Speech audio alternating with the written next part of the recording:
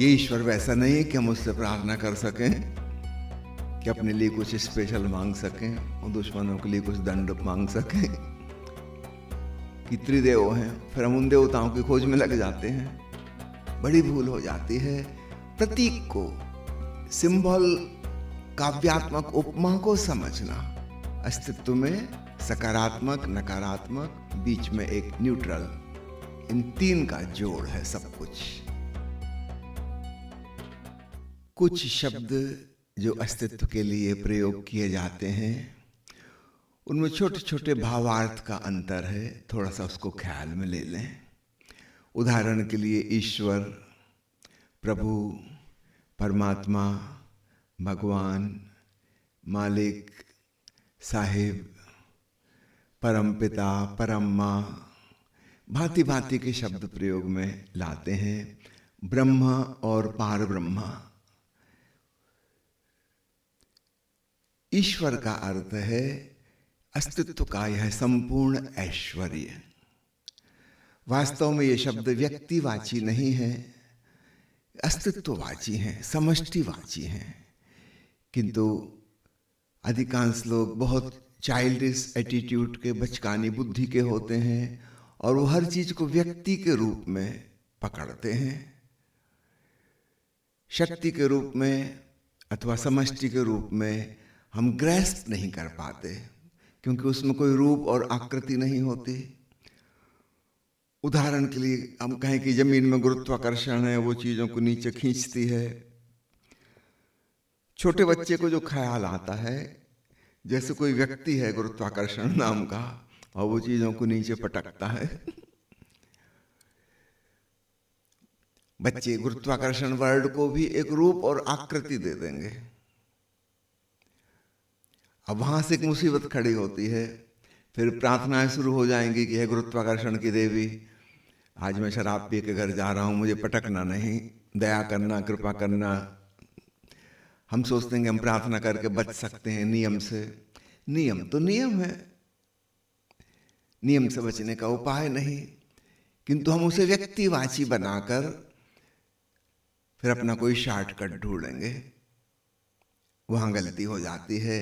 तो ऐसी बचकानी बुद्धि हजारों हजारों साल से लोगों की रही है। धीरे धीरे बुद्धि में विकास हुआ है। कुछ लोग खूब मैच्योर हो पाए और उन धारणाओं के बाहर निकल पाए। तो जब ईश्वर शब्द का उपयोग करें तो याद रखना, ऋषि का भावार्थ इसके पीछे जो छुपा है वह इस विराट जगत का ऐश्वर्य, सौंदर्य, सत्यम शिवम सुंदरम, इस जीवन की महिमा और गरिमा। ईश्वर शब्द, ये ईश्वर वैसा नहीं है कि हम उससे प्रार्थना कर सकें कि अपने लिए कुछ स्पेशल मांग सकें और दुश्मनों के लिए कुछ दंड मांग सकें। जगत का ऐश्वर्य। भगवान शब्द भक्तों के द्वारा प्रयोग किया गया है। वे संपूर्ण अस्तित्व को भागवत रूप में महसूस करते हैं और भक्त रूप में उससे जुड़ना चाहते हैं। याद रखना, भक्त जो हैं वो ज्ञानियों से और अन्य साधना पद्धतियों से काफी अलग होते हैं। वो द्वैत को अंगीकार करते हैं, क्योंकि तभी तो संबंध बन सकेगा। तो भक्त और भगवान का संबंध हो सकता है, वो उनकी धारणा है भगवान की। कुछ लोग मानते हैं भगवान वो है जिसने दुनिया बनाई, चला रहा है, विनाश करेगा। फिर ब्रह्मा विष्णु महेश, तीन चेहरे उनके। फिर मूर्तिकार ने मूर्ति बना दी, चित्रकार ने चित्र बना दिए और फिर बचपन से हमने वो देखे और हमारे मन में वो व्यक्तिवाची रूप में समा गए। होना ये था कि अस्तित्व में तीन शक्तियां हैं प्रमुख। जैसे किसी एटम में इलेक्ट्रॉन, प्रोटॉन, न्यूट्रॉन, एक पॉजिटिव, एक नेगेटिव और एक न्यूट्रल, इन तीन से मिलके सारा अस्तित्व बना है। लेकिन हम उसको व्यक्ति का रूप देकर गलती कर देते हैं। फिर हम उस ईश्वर की खोज करने लगते हैं, फिर वो मिलता नहीं तो परेशान होते हैं। भाई हमने ही कल्पना की थी कि त्रिदेव हैं, फिर हम उन देवताओं की खोज में लग जाते हैं। बड़ी भूल हो जाती है। प्रतीक को, सिंबल, काव्यात्मक उपमा को समझना।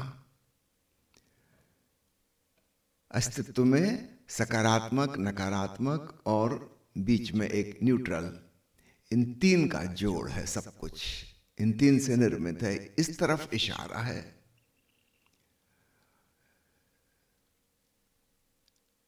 ओशो ने एक और नया अर्थ दिया जो कि जैन धर्म और बौद्ध धर्म में लागू होता है। यद्यपि बुद्ध और महावीर स्वयं ईश्वर को नहीं मानते, नास्तिक हैं वो, किंतु फिर भी उनके शिष्यों ने उनके लिए भगवान शब्द का इस्तेमाल किया। यहाँ पे अर्थ है भाग्यवान, सौभाग्यशाली, जिसने उस परमानंद को, अस्तित्व के सच्चिदानंद को जाना। निश्चित रूप से वह व्यक्ति सौभाग्यशाली है, तो उसे भगवान कह के पुकारा। तो यहाँ पे यह अर्थ नहीं है कि गौतम बुद्ध ने, कि वर्धमान महावीर ने दुनिया बनाई और दुनिया चला रहे हैं, नहीं, उनकी कोई रिस्पॉन्सिबिलिटी नहीं है। लेकिन फिर भी भगवान शब्द का प्रयोग किया जाता है उनके लिए। जब ओशो के लिए भगवान शब्द का प्रयोग किया गया तो याद रखना उसका भावार्थ ये है, सौभाग्यशाली, महाभाग्यवान, जिसने जीवन के परम आनंद को जाना।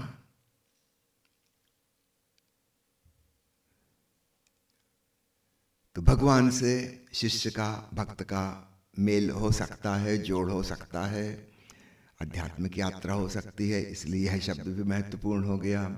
फिर एक शब्द है प्रभु। प्रभु का मतलब होता है जिसका प्रभुत्व है, जो मालिक है।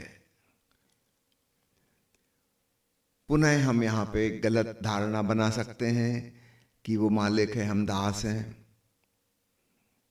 दास्य भक्ति नाम की एक भक्ति ही प्रचलित हो गई दुनिया में। हाँ, अहंकार मिटाने के लिए यह तरकीब उपयोगी हो सकती है, पर याद रखना तथ्य ऐसा नहीं है।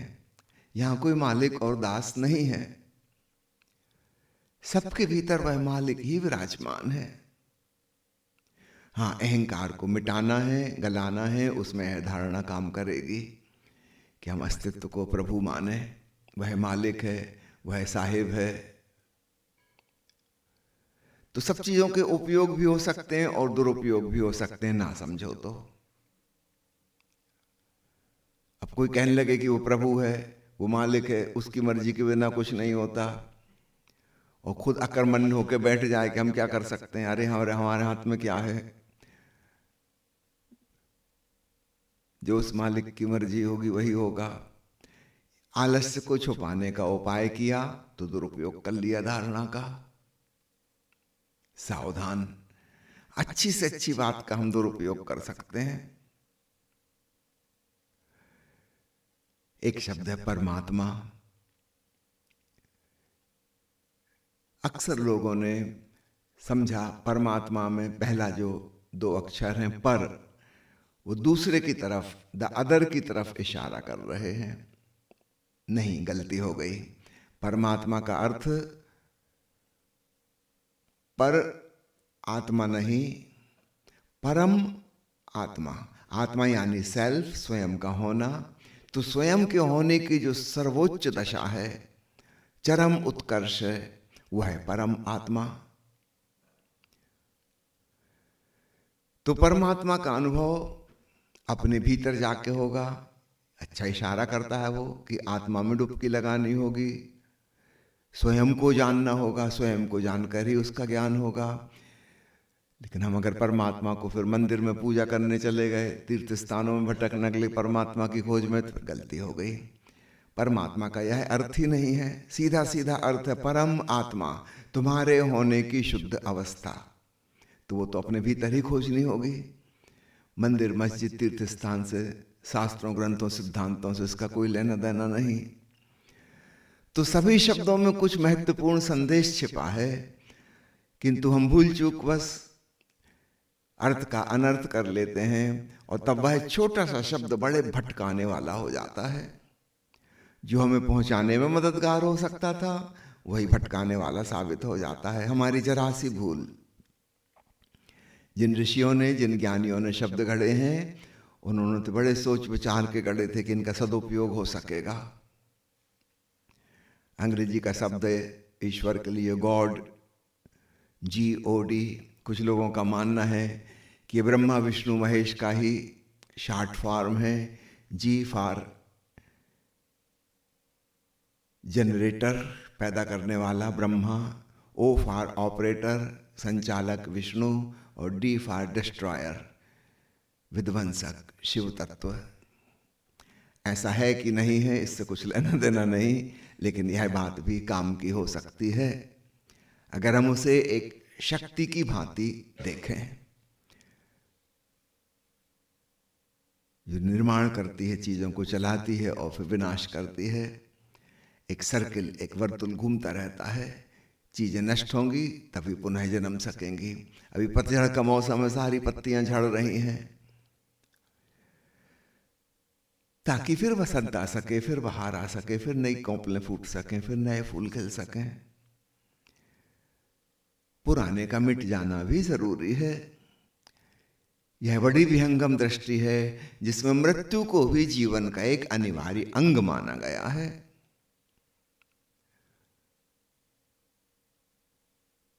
अगर विनाश नहीं होगा तो फिर सृजन कैसे होगा? एक लीला, एक खेल चल रहा है। अगर पुराने फूल नहीं कुम्हलाएंगे तो नए फूल को खिलने की जगह कहां मिलेगी? डालियां भर जाएंगी। नहीं, फूल का कुम्हलाना भी जरूरी है, गिर जाना भी जरूरी है, पतझड़ आना भी जरूरी है ताकि पुनः वसंत आ सके। कुछ लोगों ने परमात्मा के संग व्यक्तिवाची संबंध जोड़े हैं। परम माँ या परम पिता कह के पुकारा है। कुछ संप्रदायों में परमात्मा को प्रेमिका समझा गया है। कुछ संप्रदायों में परमात्मा को प्रेमी माना गया है, भक्त उसकी प्रेमिका है। कोई कहता है तुम ही हो माता पिता, तुम ही हो बंधु सखा, तुम ही हो। सखा भक्ति भी भक्ति का एक प्रकार है, जहां हम परमात्मा को अपना हितैषी, अपना मित्र मान रहे हैं, भाई बंध मान रहे हैं। लेकिन याद रखना, इनमें द्वैत बना रहता है। भक्ति के जितने भी शब्द हैं वो द्वैतवादी हैं, अद्वैत तक नहीं पहुंच पाते, इसलिए कुछ चूक रह जाती है। अब मैं आपका ध्यान लाना चाहूंगा ब्रह्म शब्द पर, पार ब्रह्म पर। तो एक तो हो गया ब्रह्मा विष्णु महेश वाला ब्रह्म, वो तो त्रिमूर्ति का हिस्सा है। फिर कहा जाता है पार ब्रह्म, उसके भी पार।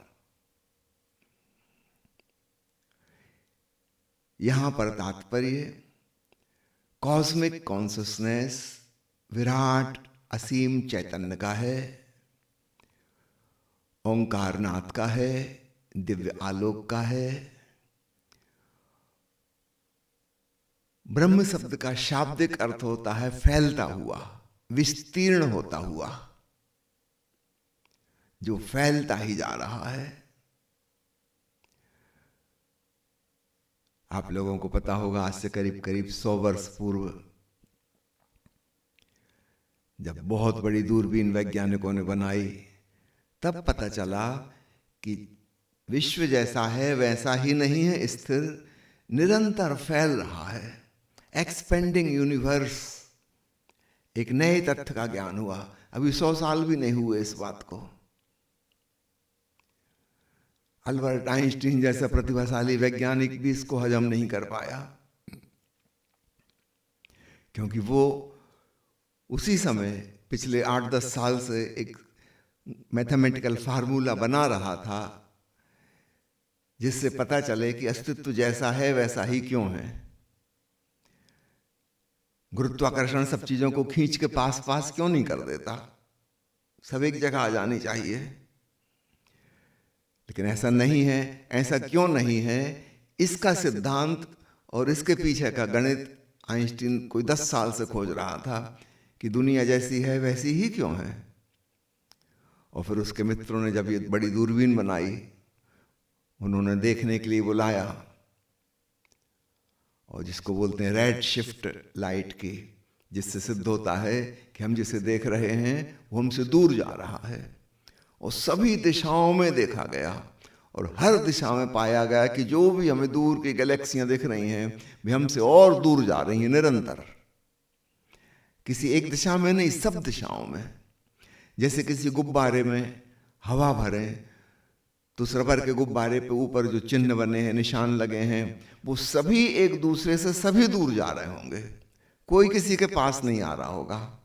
गुब्बारा फैलता जा रहा है, फैलता जा रहा है, कोई भी दो डॉट हम उस पर लें जो उसके छोटे रूप में थे वे बड़े रूप में दूर हो जाएंगे, और सभी डॉट जो उस गुब्बारे पर लगे थे सब एक दूसरे से दूर हो जाएंगे, कोई किसी के पास नहीं आएगा। आइंस्टीन बहुत चकित हुआ, सबसे पहले अपने घर गया और पिछले 8-10 साल से जो कागज जो फाइलें जमा कर रखी थी उन सब में फाड़ फूक आग लगाई, वो बात ही व्यर्थ हो गई। वो फार्मूला निकाल रहा था गणित में सिद्ध हो सके, जिसको कहते हैं universal constant is equal to 1। ये सब कुछ जैसा है वैसा ही क्यों है? अब तो बात ही खत्म हो गई, जैसा था वैसा नहीं है, निरंतर फैल रहा है। और इसलिए हमारे ऋषियों ने अस्तित्व को जो नाम दिया ब्रह्मांड, उसका यही भाव है। हजारों साल पहले यह बात उन्होंने खोज ली थी कि यह विस्तीर्ण होता हुआ है। ब्रह्म का मतलब होता है फैलता हुआ। निश्चित रूप से इस देश के ऋषि किन्हीं गैलेक्सियों का अध्ययन नहीं कर रहे थे, उन्होंने अपने भीतर ध्यान में डुबकी लगाई और वहां उन्होंने चैतन्य को फैलता हुआ जाना। ये आत्म अनुभव है, कहीं बाहर से किसी उपकरण के द्वारा खोजा गया भौगोलिक सत्य नहीं है, आध्यात्मिक सत्य है। हैरानी की बात है, बाहर भी वैसा ही है।